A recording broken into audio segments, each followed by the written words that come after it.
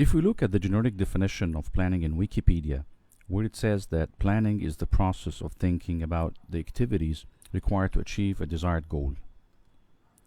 In maintenance planning, we are using the same process to achieve the goal of preparing and executing a certain maintenance activity or a group of maintenance tasks. While scheduling is about when to do the job, maintenance planning is about how to do it. Maintenance planning is one of the core functions of any maintenance organization, which will ease the job of all other maintenance teammates if it was done properly. We need then to take a closer look to the role of maintenance planners.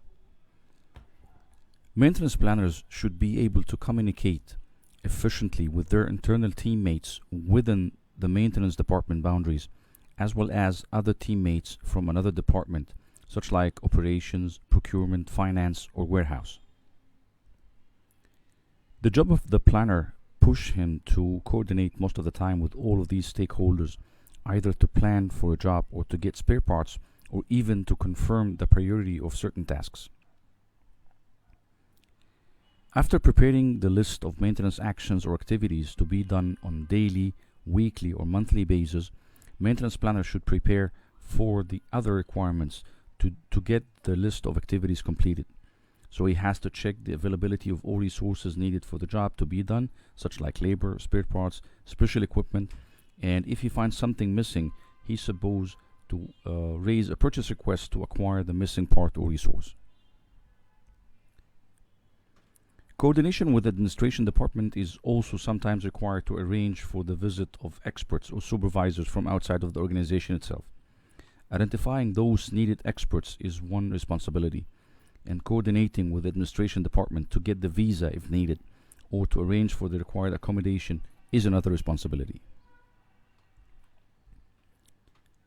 Identifying the required spare parts, checking its availability in the warehouse, or raising the purchase request to procurement department is the responsibility of planners in cooperation with warehouse team. In addition to spare parts and labors needed to do the job, the planner should plan for the equipment drawings, should prepare the equipment drawings to help the execution team, and to have more explanation for the required tasks. Now the question is, do we have to build job plans for each and every maintenance task or activities? Actually, the more planning you have, the better job quality you will get. And the job plan is simply like an agreement among all equipment stakeholders on the safest, smartest, fastest, and most cost-effective methodology to do a repair or any other maintenance activity on the equipment.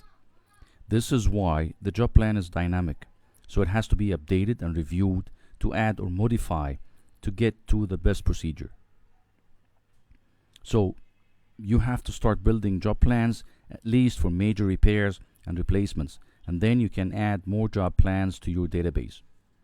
Maintenance leaders as well, they can even have the number of new created and developed job plans as one of the KPIs for the maintenance team.